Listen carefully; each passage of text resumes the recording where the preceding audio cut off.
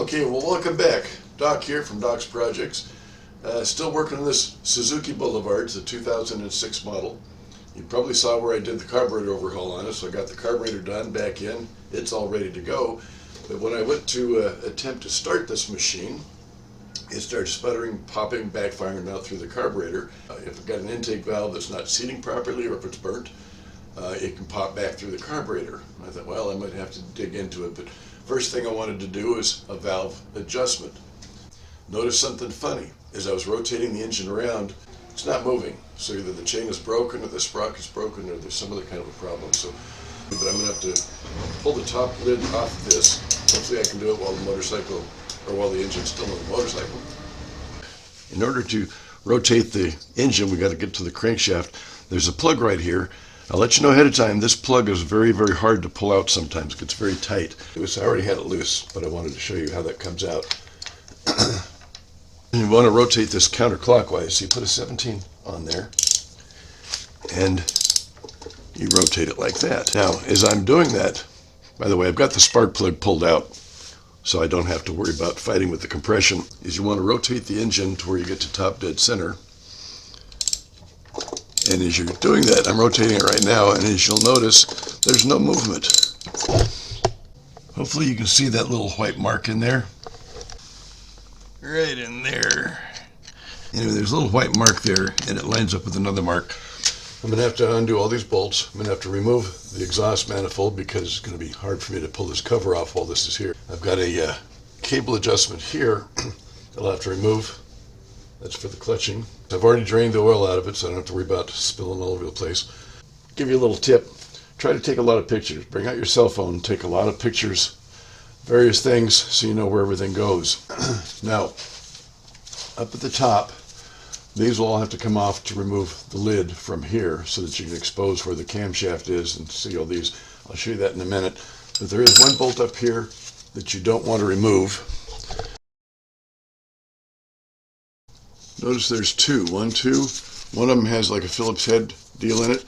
You don't want to remove that one, but you want to remove all these others here. Here's a little tip for you about making sure that you got the bolts going back in the right places. For example, I'm going to take these first three, and you notice the different lengths compared to like this one. So here's a little tip. Put something together like this. I put a little arrow here. Hopefully you can see that. That's towards the front of the engine. And as you take these off, drill holes kind of match the pattern that's on this head. So as you take these out, put them in the hole. Put them in the hole.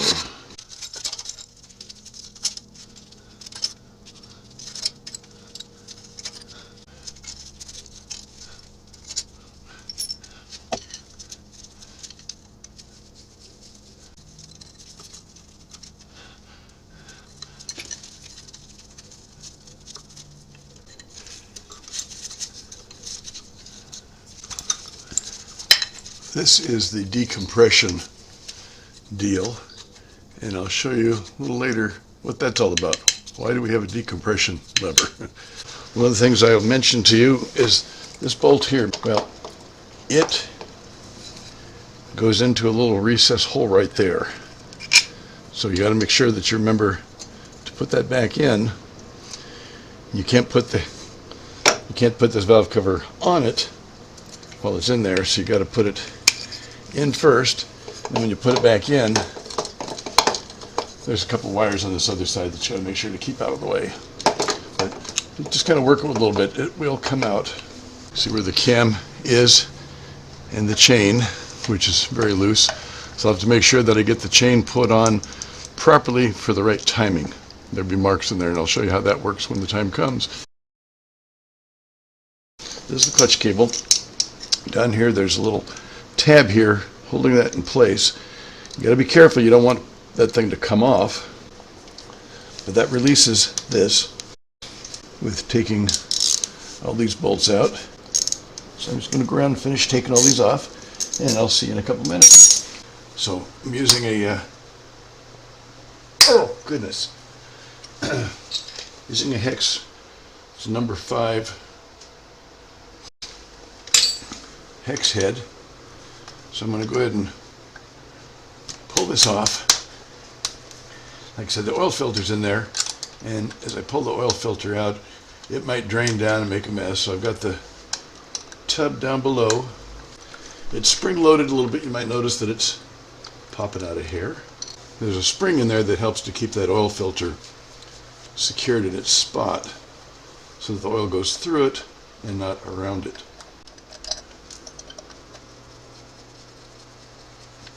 So if you're thinking about doing an oil change on your Suzuki Boulevard S40, this is pretty much how it's done anyway. It takes about 2 liters, roughly about 2 quarts, half a gallon, however you want to call it. Okay, so there's the spring. There's an O-ring. You don't want to lose that O-ring, so hang on to that. And there's a cute little filter and some dirty oil. Eesh. Inside there's another O-ring. You don't want to lose track of that. Make sure that that gets back on there when the new filter comes in. So now I will continue with taking out the rest of these bolts.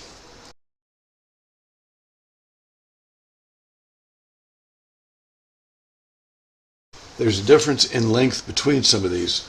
So this bolt down here is longer. So this one here, when you're looking at it like the face of a clock, it's at the 9 o'clock position, is longer. So keep that in mind. And then over here at the 3 o'clock position, that one's also longer. So make sure you remember 9 o'clock and 3 o'clock.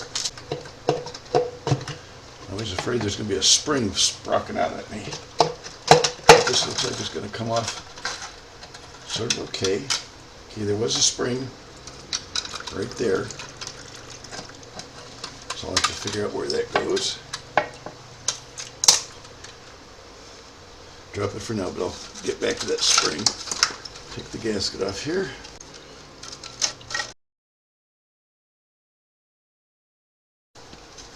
There's the lever for the clutch, which pushes on this for the clutch. And I can already see we have an issue. Look at this. That dropped out of place. That's the adjuster. This is supposed to slide in there, but as you can tell, it came out. And I wonder if that's where that spring came from. So a little research and I'll let you know, but I believe that spring that was stuck right about here. Okay, so you can see there's a chain and there's a chain. Down behind here there's a gear that will spin with the engine when the engine crank is spinning and cause that to move the chain, and then the chain of course will come up to the top for that cam. So in order to get to that chain, to pull it off, I've got to remove this gear. But as you can see, the gear is kind of stuck behind here. So I got a whole clutch assembly that I got to take off.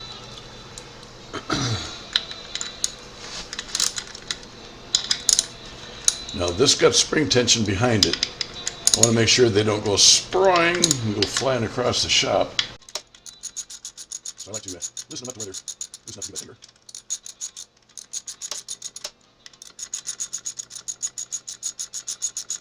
Friction plates and steel plates. You gotta keep them in the same order. So you bring them out and you place them in the same order so you don't get them confused.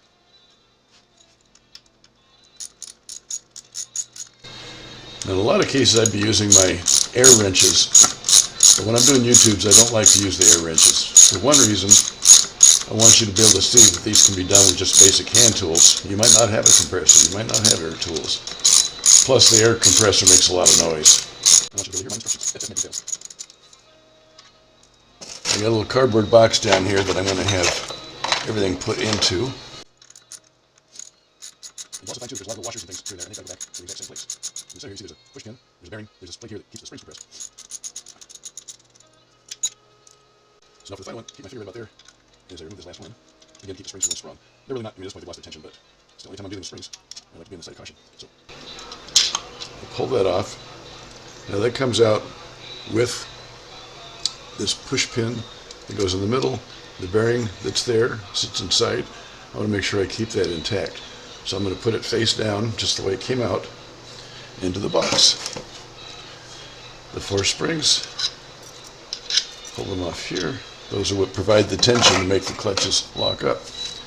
I get this outer plate here. Carefully pulls off. On the back side of this, you'll see that there's this ring.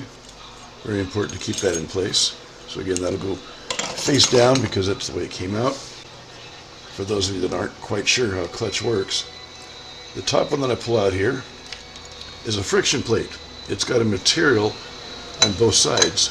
That's the friction. The next one that comes out, oh, and by the way, it has the teeth on the outside, which match to this outside shell. This one comes out, it's the steel on both sides, and that has teeth on the inside. The teeth on the inside are what go with these teeth on that thing. So they come out alternating, friction, steel, so on and so forth. So go ahead and pull all those out. And you might keep them in order. They got to make sure that they're alternating the way they are when they came out. When pressure is put on these to squeeze them down, it locks them in place. It makes the outside and the inside gearing become like one. So for the clutch, when you got the clutch disengaged, these are loose, allowing them to spin independently of each other. But once you release the clutch and it squeezes down on these, then it becomes one and it drives through to the drive belt, makes the motorcycle go. Basically, that's what a clutch is all about. So I'm going to take these, I'm going to put them face down the way they came in. Then this piece here comes out. And again, the whole time I'm looking for any kind of washers.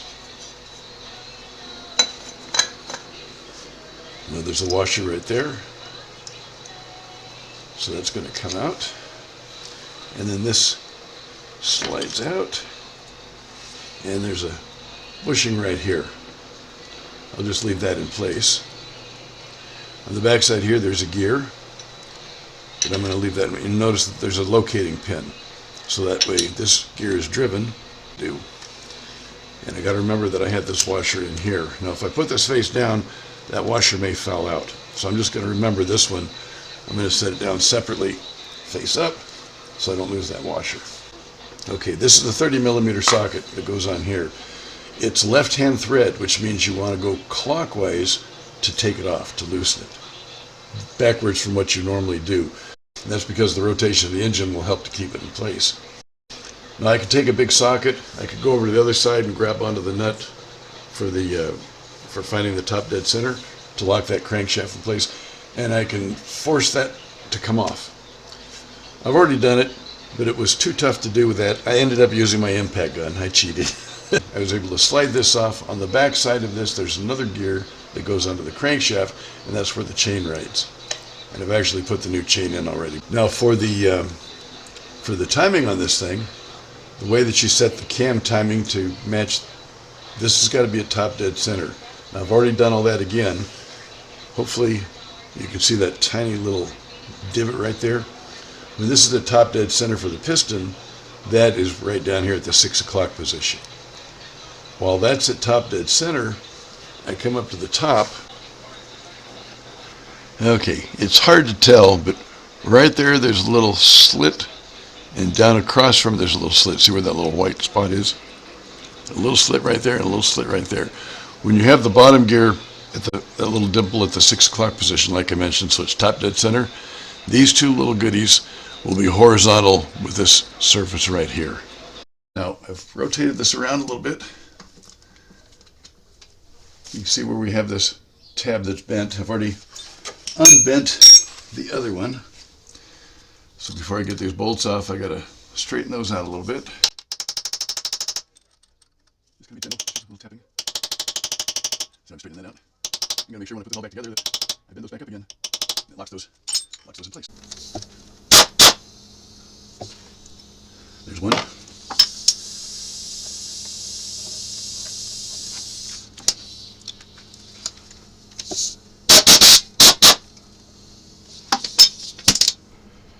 Sometimes you just have to do what you got to do. Get the chain off of it. I don't want to drop down in there.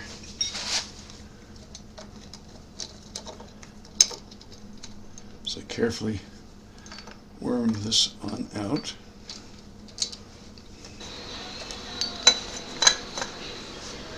It shows a little bit of wear here and there, but not enough to where you'd have to replace it. So I'll just set that in the box as well. Here, hopefully you can see it. Here's that Hef key. Sits in a little recess right in there. That's to help keep the cam from walking back and forth this way and that way. I'm wondering if I drop it down and give enough slack, if I'll be able to wind it around out of this thing. Maybe not. Maybe so. Tell you what, I'm going to lock that in so it doesn't drop down in. I'm going to reposition the camera a little bit so you can see what I'm going to try to do here.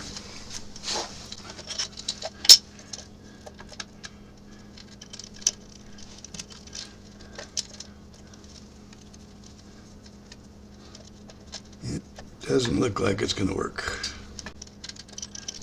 There's something on the back side over here that's holding it in, so I'm going to have to take this bolt off. Hopefully you can see where that little divot is, little dimple is at 6 o'clock. Okay, so this piece is already on there. I'm going to take this. I want to make sure I keep that in shape, make sure this doesn't fall off. And then I'm going to go ahead and put this on. This angled teeth will fit with that angled teeth. Should get to it. And it's not quite all the way on. Sometimes it might feel like it's all the way on, but sometimes you have to work it a little bit until this comes even. And then I double check in here to make sure those teeth are lining up perfectly, and they do. So we put this little washer on. It's important to have. Then we put this plate in here. Now notice this is the surface that the clutches are going to ride on. And these springs will cause pressure to pull these apart, or to squeeze them together. So now I will take these that I kept in order. And it's kind of hard to put them all together and slide them in as a unit, so just plan on doing it this way. Get each one to go in, and then the steel just sits in. It's going to be a little, that's the way they are until I put the next piece in. So another one of those, another one of those. What happens when these clutches wear out, these pads here will eventually wear out from slippage. This is what you call a wet clutch, by the way. Because it's in the oil chamber, it's all lubricated, and you notice how these are kind of shiny from the lubricant. Some clutches are dry, some are wet. Motorcycles quite often have the wet design. Partly that helps to keep them cool from their usage. There's a lot of friction that goes on, and you know what happens with friction, you get a lot of heat. Okay, so that's the last of those. I'll take this piece.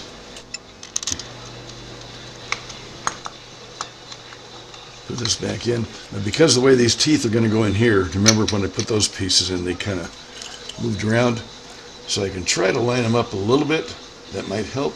But for the most part, you just got to kind of wiggle them back and forth until they go into place. And make sure this piece stays in here. Okay, so try to line it up on these goodies. And then again, just wiggle, wiggle, wiggle. Oops. See, that's why I say that's got to make sure we keep that in place here. It's a little tricky, but you just have to be patient. You find the first one. This one.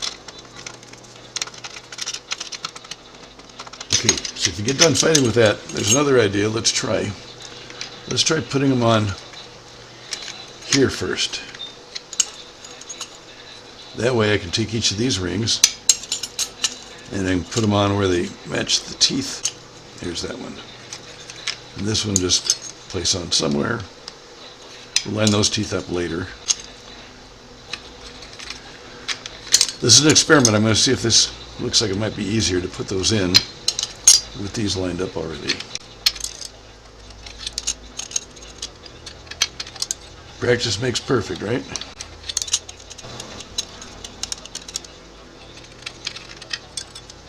Okay, and the last one is part of that, of course. So I've got these. Now I can try to line these up as best as I can. And let's see how this might work. Okay, there's one.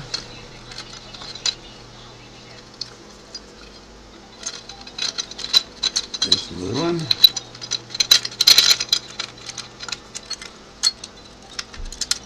There's one there. Getting closer. That does seem to go a little easier if you're struggling with it. And then, as I did that, of course, some of the metals fell off. Now notice as I'm spinning this inside has the metal plates to it. They're all spinning independently of the outside. Once I was to lock this up and try to move it, then they would all spin together as one unit.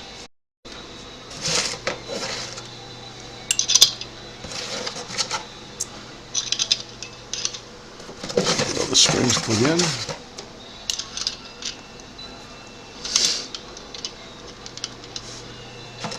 There's a lever here for the clutch that comes across the top that's part of the casing, and when you depress the clutch it pushes in on this pin, which then pushes in on that, and that's what releases the clutch. So you want to line that little hole up, get these in place, these little castellated things, hold the springs in place, and you can put the bolts back in.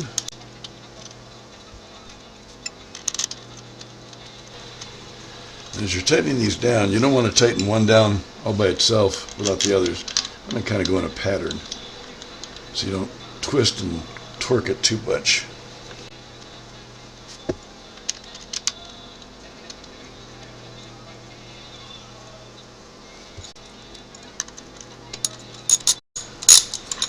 This will all be sort of finger loose for a little while here, until we get the tension on the springs. And you want to make sure that the springs are all in their proper spots.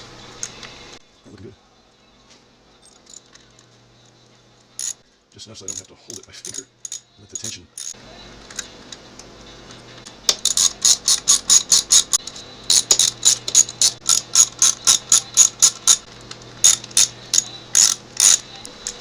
Okay, now they're all snug, so I'm going to do the little to tighten them down.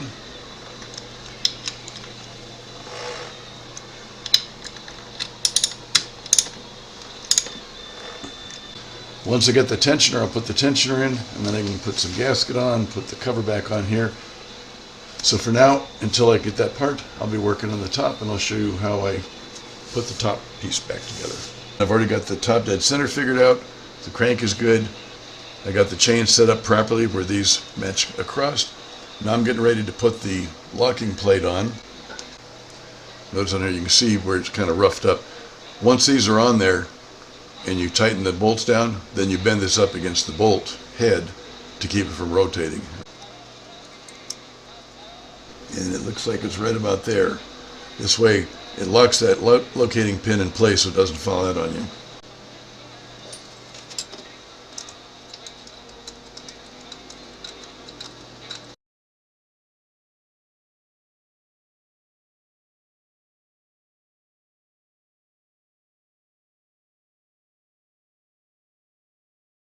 So you can see that's where I'm going to bend it up right there.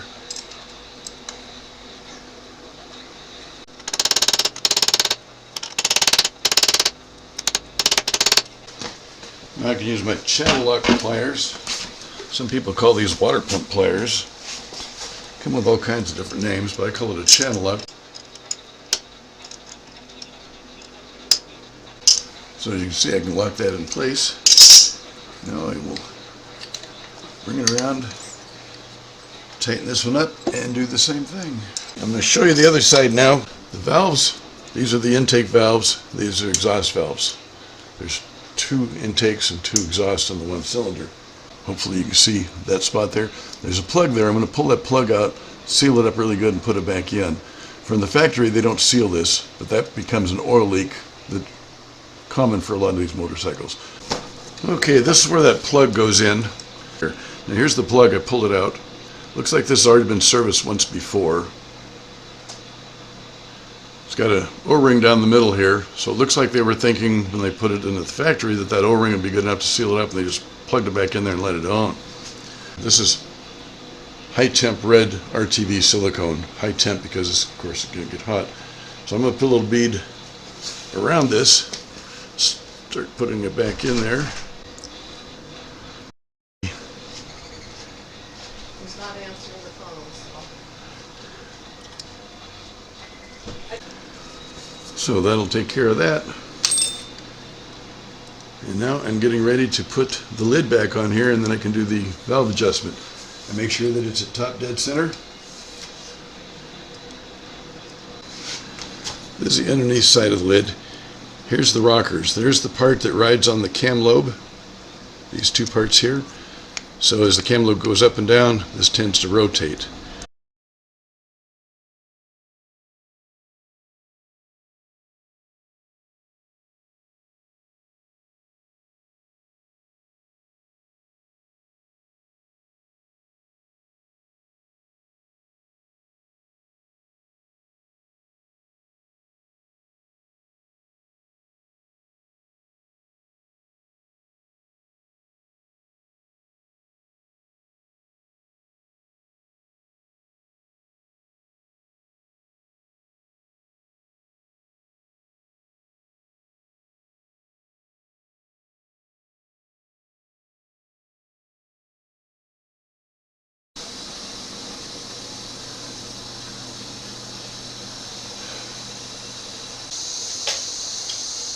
Add a little bit of lubricant for the top to get things started.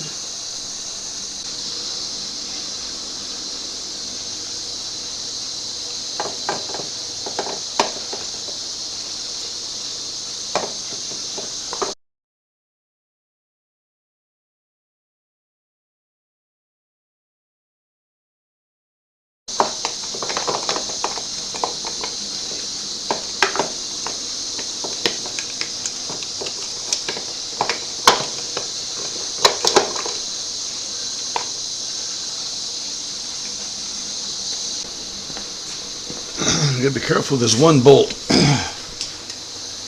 It's a kind of a weird design. It comes in from the bottom here and locks into a spot down in here.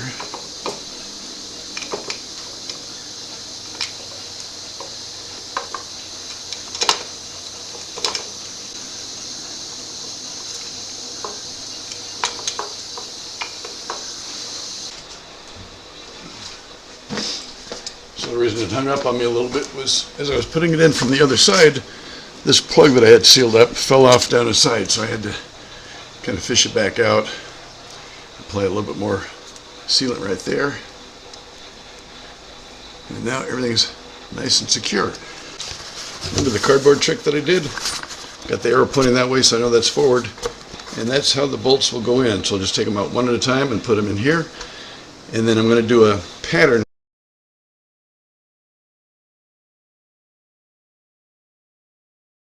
where I don't tighten up one side first and then the other. I snug them all down and then I go back and forth in a cross pattern to tighten them. So I'll go ahead and do that and I'll speed the film up. This one. This one.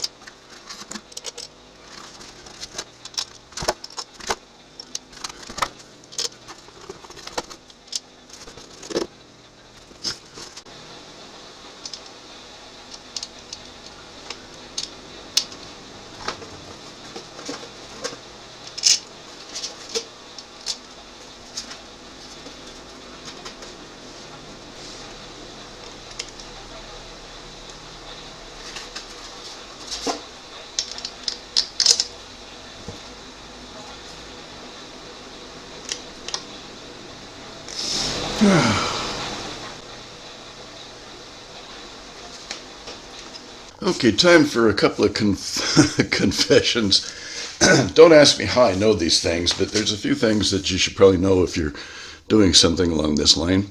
One is, as long as your tensioner is gone from here, the chain is going to be loose and sloppy.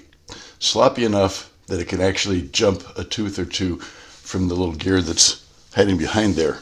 Don't ask me how I know, but sometimes you put the lid back on and it's got the gasket seal put down there. It gets pretty well stuck. And then as you start to put everything back together, you come to realize, wait a minute, I've lost a few teeth. I looked where my gear position was for top dead center, and I noticed that the cam lobes up the top were not in the right place. So you might notice that I've got a tie strap on here. I didn't want that to happen again, so I've got a tie strap on here holding it out just as though the tensioner was there. That meant I had to take this off again, realign everything to make sure that I had it exactly where it needs to be. The other one is, let me show inside there. There's one bolt back here. Move this thing out of the way. See that one bolt right there? That bolt is long enough that once the top of this valve assembly is put in, you cannot pull that bolt out or put it in. Everything's ready to go now. Next thing I'll do is I'll get in and I'll make an adjustment to these lifters. Again, you got to make sure that you're at top dead center on the compression stroke. Now, I got these feeler gauges. The gold one that's out is a 010. The recommendation is between 0.08 to 0.13. So I picked the 0.10, and as I'm in there, I look to see that there's a little bit of a drag. If I get just a little bit of a drag, that means that it's just about right. If it's out of range, then what I do is I leave the gauge in there for the moment. I use a 10 millimeter to break loose this nut, but I keep an eye on where that screw slot, that screwdriver slot is. Then I take a screwdriver from up above, and then you slowly tighten it down until you just feel it start to snug on this, to where this can slide with a little bit of a tug, but you can still slide it so it's not too tight. Once you've got that, again, you keep that in position, because as you go to tighten this, that's going to cause this to want to tighten down as well. So you leave a screwdriver in there, make sure that you got it angled in the same direction where that slot is. Keep that in place as you tighten this back down nice and snug. FedEx finally showed up with the new tensioner unit. This is what, make sure the camera's aimed properly at it. That's the new one. This is the old one. And here's the problem we've got. After replacing the chain, getting that all squared away, making sure the gears are all good, get them all lined up, I measured this out, and I realized that by the time it comes out to this kind of tension, this part is going to come out almost all the way. And that's what happened to the last one. It came out and it dropped down, so it lost its tension, and then these all jumped teeth, threw the whole thing out of timing for the cam, and it wouldn't run anymore. So I did a modification. If you've been looking online through YouTube trying to find different things, you're going to see several times where they've done this modification. It's recommended by a lot of people that this be done. All I did is I took the old unit, cut the head of it off, put it here, and I had it welded. This modification pushes this out further, so I'm still going to be able to have the tension, but it's going to be further into the recess. It's not going to come out so far where it drops out. So keep an eye on what I'm doing here and you'll see what I mean. To kind of work it and get it in there.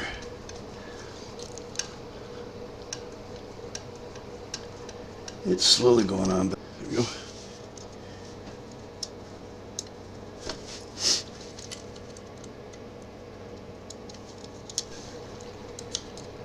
Okay, so I've got that in place. That locks that in.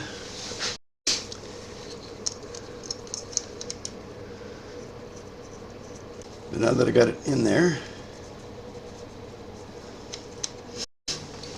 now I can pull this out and you'll see what happens here.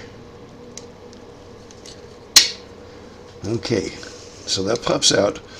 But now you can imagine if this was all the way out here, this inside piece, the edge would be right about there, and it becomes wiggly wobbly and eventually falls out. Like I think you saw earlier on when I pulled this open, that's what we discovered, is this was hanging down and this was just dangling. So actually, you know what? I'm going to put some lock thread on this. I want to make sure that that's not too tight that it's locking it up, but I also want to make sure that it stays in place without loosening. I want to make sure that you're using a high temp gasket maker, high temp silicone RTV. So we'll put it on all these surfaces first, then put the gasket on. This chamber will be filled up with the engine oil, so it's very important to get a good seal on this.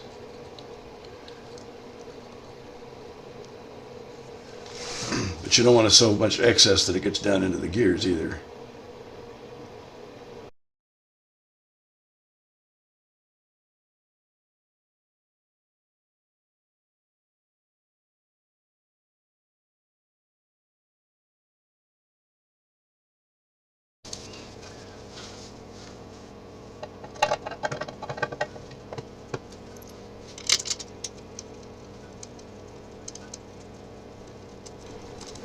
These are the long bolts first.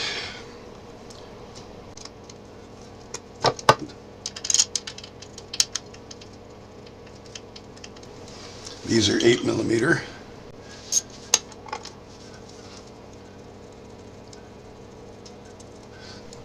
There's little dowel pins in there. I want to make sure those are all lined up.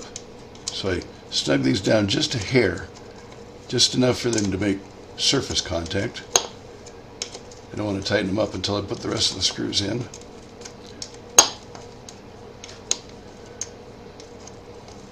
But just to kind of hold it in place real well. And this one, I need an extension for that one. So put one of these in.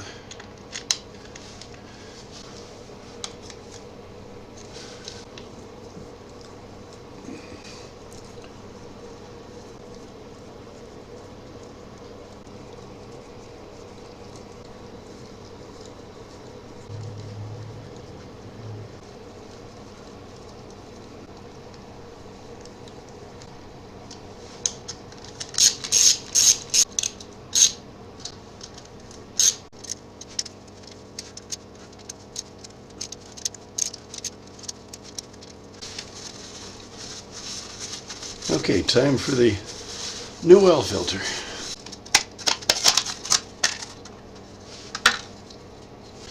I'll make sure to take the old O-ring out of here. And put it back where it belongs. Inspect it, of course, I did already. Make sure that it's not torn or messed up somehow. And then this will go over that. There's an O-ring here. I've already inspected it. You want to make sure that that O-ring is in good shape. And if it does have a little trickle, then I'll put it on there. Now, so make sure there's something in there. Spring in. There we go.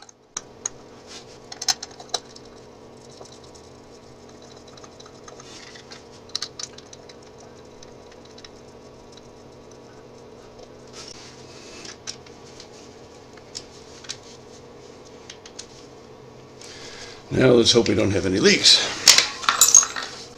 Get ready to fill with oil. This takes 2 liters. I want to get some kind of a funnel or something because it's hard to hit that little hole. Now that little hole might not be able to accommodate too much oil at a time, so slow and steady. Well, speaking of oil, they recommend a 1040 or a 1050 in some cases, depending on your climate. So it's right there, a little eyelet. Now, because the bike's leaning over this way, it needs to be stood up. So if I was to stand it up, you'd probably see the oil level come up to here. But that's what you want to look for. You want to see where it's going right across about halfway, and that lets you know that you got enough oil in there. Before I get started, I got to get the exhaust pipe back on. So I'll get that back on, put a battery in it, just a few more adjustments. I got to make sure that I put the clutch cable back in place, so that'll work. Some motorcycles have what they call a decompression solenoid and decompression valve. What the heck is that all about? Well, on the other side over here, there's a solenoid that's powered up. So when you're first cranking the engine over to start it, it'll power up the solenoid, which will pull this up. It's going to be connected into here. There's a little lever that'll push down on the exhaust valves, open them up slightly. Now when you open up the valves slightly on the compression stroke, it's going to cause some of the compressed air to escape out. Reason for that is you want the engine to be able to speed up at first during the cranking. So to get it started, you want the engine to get momentum faster, and then after 0.7 of a second, that'll drop off, close those valves, and then it should start up normally. So that's kind of an interesting thought. So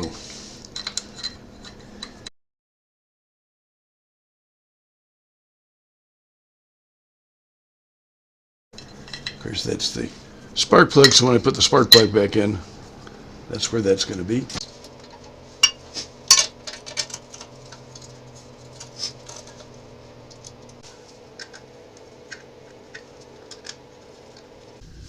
Well, as you can see, I've got the fuel tank on, I put the battery in, got everything all connected, got the fuel on, turn the key on, fingers crossed.